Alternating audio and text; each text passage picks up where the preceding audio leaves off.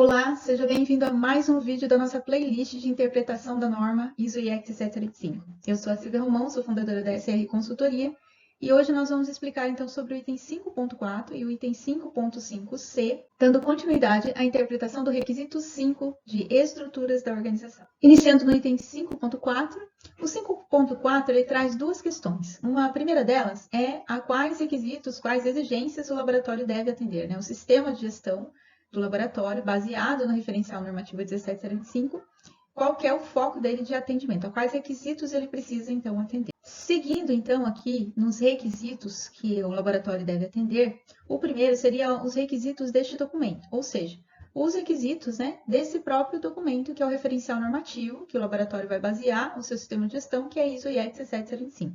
E não somente a norma em si, mas também a documentação, aos requisitos normativos, orientativos da SEGEC Metro, né, que é o órgão regulamentador aqui a nível nacional. A SEGEC, ela tem ali documentos, que é DOC-SEGEC, NIT-DICLAS, que são documentos de ordem normativa ou orientativa para os laboratórios, né, que vão além, né, que é um detalhamento além dos requisitos da ISO IEC 17745.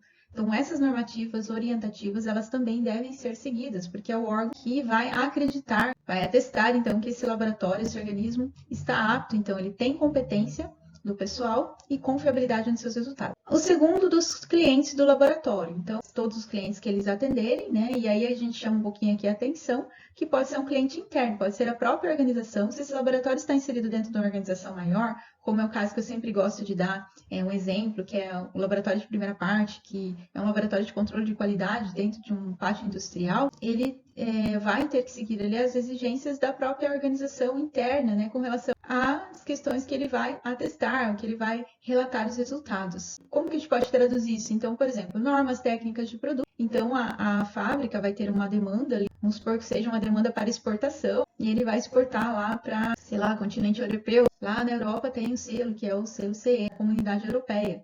Então, para você exportar para lá, alguns clientes, né, em algumas áreas exigem, além de um PAC, que é um Programa de Avaliação da Conformidade, como a ISO IEC 775 é, uma ISO 9001, eles também exigem, né, que aquele produto ele esteja de acordo com algumas normas técnicas, CN, por exemplo, da Alemanha, a FNOR, da França, ou se for um outro país também, a STM, por exemplo, que é dos Estados Unidos, Canadá, né, para quem fornece para aquela região. Estou apenas tomando um exemplo aqui da exportação. Essas normativas todas, quem vai exigir é a própria empresa, a própria produção que vai colocar ali essa demanda para o laboratório para que ele atenda essas normas de produto. Então, isso poderia ser considerado também como requisito da organização. Mas ele também entra numa outra questão aqui, que seria das organizações que fornecem reconhecimento, porque lá na Comunidade Europeia tem o selo CE, né? E o selo CE ele tem todo um programa ali de avaliação de determinados produtos, certo? Então, para entrar no mercado europeu, você precisa, então, atender, em alguns casos, para alguns clientes, né, em áreas específicas, essa certificação CE. Então, lá tem o órgão que é reconhecedor, né, que dá essa certificação lá para o cliente,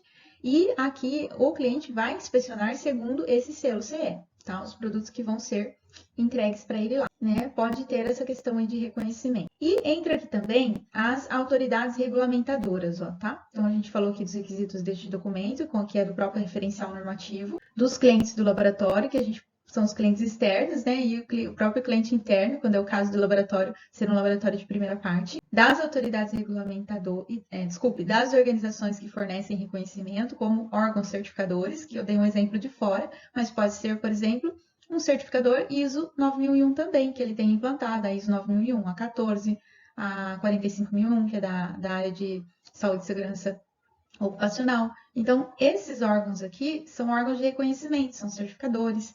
Então, ele também, né, um FSC, por exemplo, ele deve também atender os requisitos desses organismos. E, agora sim, das autoridades regulamentadoras. Então, aqui tem muito a ver com regulatório, né? Se você está numa área compulsória, por exemplo, né? Calibração de medidores de pressão, que é uma área regulamentada, tá? A pressão arterial é regulamentada. Então, tem uma portaria que regulamenta Então, é compulsório. Esse laboratório que vai calibrar, ele vai atender essas regulamentações, vai precisar atender essas portarias. Então, neste caso, ele precisa também levar em consideração esses requisitos aqui dentro do âmbito de gestão do laboratório com base na ISO IEC 17085. Seguindo para o segundo ponto, então, que o 5.4 aborda, com relação às instalações, parte de estrutura física dele. Então, existem 4 tipos possíveis de instalação do laboratório. As instalações permanentes, que são aquelas fixas daquela empresa, daquela organização, está inserido dentro de uma organização maior, como eu dou sempre o exemplo, mas ela é uma instalação permanente, ela é fixa, né? É um prédio, não é a campo, não é móvel, como a gente vai falar aqui. Também as instalações fora, suas instalações permanentes, por exemplo, unidades externas, né? A instalação permanente, unidades de campo que você pode montar ali para realizar esses ensaios. Então, fora das suas instalações. E instalações associadas, temporárias ou móveis. A gente já vai ver cada uma delas. Eu vou entrar aqui no documento depois explicando o que é cada uma delas. Ou nas instalações de um cliente também. Vou mostrando para vocês então sobre esses itens, né? Instalação permanente, móvel de cliente associada, para a gente entender então o que é cada uma dessas estruturas físicas. Vamos lá, então, no Doc CGEC 020, que é onde traz as definições desses termos. Eu vou abrir aqui para vocês, aberto aqui, ok? Instalação associada, né? Seria a instalação fora do local dessa instalação permanente, que seria o prédio onde está alocado, né? Esse laboratório. E das instalações móveis do laboratório, o AC, tá? É organismo de acreditação, então é o laboratório onde são realizadas essas atividades de apoio. Então, essas instalações associadas, elas devem estar necessariamente subordinadas ao laboratório, né, essa unidade acreditada, que realiza serviços e instalações permanentes de clientes ou móveis. Então, o que são consideradas, então, essas instalações associadas? Né? São os departamentos da organização, o qual estão vinculados a esse laboratório, a esse organismo, né, acreditado, que realizam atividades administrativas e de apoio, né, como, por exemplo, a gente vê os departamentos de RH, TI, compras, comercial, né, que dão suporte para o laboratório. O posto de coleta de amostras, né, quando é o caso dessas amostras serem coletadas a campo, e tem um posto lá fixo, né, para remanejar essas amostras, ou ir lá coletar a amostra e das amostras gerar os itens de ensaio, às vezes mesmo lá nesse local externo. Então, esse posto, ele também, né, vai ser, digamos assim, acreditado, vai estar dentro sendo considerado dentro do sistema de gestão do laboratório. E nas avaliações, né, vai ser avaliado também. Local de guarda de equipamentos, veículos de transporte de amostra ou de equipamento, escritório onde são lotados os técnicos, então tudo isso é considerado instalação associada. Instalação de cliente, então a instalação do cliente que solicita os serviços, né, um caso bem comum aqui que a gente pode citar é o serviço de calibração, que em geral é realizado na unidade do cliente, né, lá em loco, na unidade do cliente, na qual são realizados ensaios, calibrações ou amostragem de substância. A outra questão também é a amostragem, né, que é bem comum de ser coletado no cliente, né, no solicitante do serviço. Então, substância, material ou produto para o cliente. A instalação do cliente ela pode ser cedida para o laboratório de forma contínua. Neste caso, o laboratório deve prestar serviços de calibração, ensaio ou exame acreditados para o cliente que lhe cedeu as instalações. Instalação móvel pode ser uma unidade laboratorial instalada num veículo equipado ou construído com o propósito de atuar como laboratório, na qual são realizadas calibrações ou ensaios. Né? Tem casos de containers, né, que são transportados aí para a realização de ensaios. Pode ser também um veículo. Uma instalação móvel pode ser construída aqui, como eu estava dizendo, num container que é transportado de um local para o outro. O laboratório que realiza serviços em instalações móveis pode ou não estar subordinado a uma instalação permanente. Então, veja só, esse laboratório, né, de instalação móvel, ele pode ser independente, acreditado, né, ou ele pode fazer parte, então, dessa matriz, desse local físico aqui, dessa organização que foi acreditada, esse laboratório que foi acreditado. A instalação permanente, então, é a unidade, né, construída no local fixo, definido, no qual são realizadas, então, calibrações, ensaios, exames, programas de ensaio de proficiência também, que essa norma também vale para acreditação de proficiência ou de exames, né? E produção de materiais de referência também, tá? Então, a norma é válida para todas essas áreas aqui, né, de acreditação, então, por isso que ela cita todos aqui também. Nosso caso, o que está envolvido é laboratório de ensaio e calibração, norma ISO IEC 17025. A instalação de um determinado cliente, utilizado pelo AC, de forma contínua, para a realização dos serviços para outros clientes, é considerada também instalação permanente. Bom, aqui de forma contínua, ela não é aquela forma do container que é transportada para um lado para o outro, isso é considerado instalação móvel.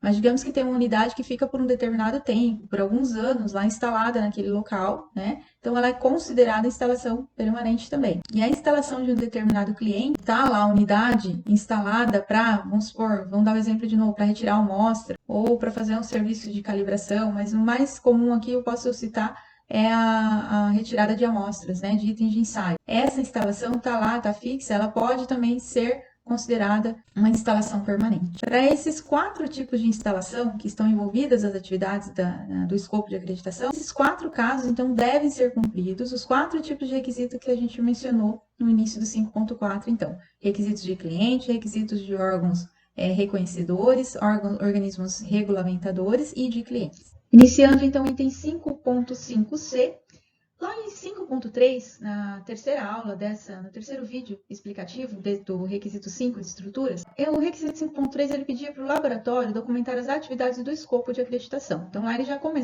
iniciava a falar sobre estrutura de documentação, pedindo para documentar um escopo, para declarar, né? E o declarar seria por meio de documentar também. Primeiro define e depois documenta. Aqui vai continuar falando sobre estrutura de documentação. O laboratório deve documentar seus procedimentos numa extensão necessária para assegurar a aplicação consistente de suas atividades de laboratório e validade dos seus resultados. Né? O que seria essa extensão necessária? Né? Lá, por isso que ele já pede antes para documentar o escopo de acreditação, tá? Para definir quais as atividades envolvidas na acreditação desse laboratório.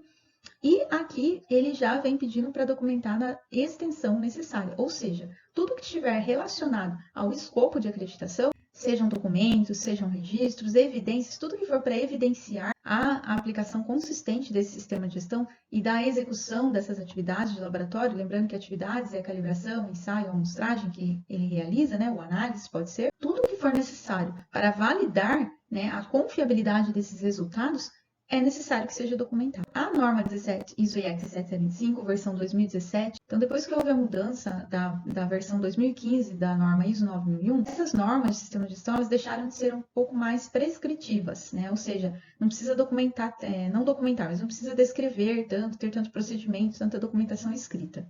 No entanto, aqui é bom deixar claro que desde que essa documentação, né, essas sistemáticas que são necessárias para cumprimento dessas atividades, para a validade desses resultados, elas sejam documentadas. Então, sempre a empresa vai ter que avaliar quando a norma não prescreve, que tem que documentar, que tem que ter um documento escrito, porque tem alguns casos que tem, a organização deve realizar uma análise crítica, né? E verificar se é necessária aquela documentação ou não. Como no caso lá do escopo, eu já deixei claro que ali documentar as atividades. Então, ele tem que documentar. Lá já está claro, né, no item 5.3, que ele deve documentar. Então, ele precisa ter um documento descrevendo, declarando, né, de forma escrita, que quais são as atividades desse escopo. E no restante do sistema de gestão, então, precisa haver essa avaliação por parte da organização, quando a norma não prescreve, quando ela não é mandatória, né, para ter aquele documento escrito, fazer essa avaliação, então, para ver a viabilidade, né, a necessidade ou não de estar, então, documentando de forma escrita, né, porque a documentação também ela pode ser de várias formas, não é só escrever e ter um documento impresso, pode ser em meio digital, pode ser um vídeo, né? Tem várias formas de se documentar, ok?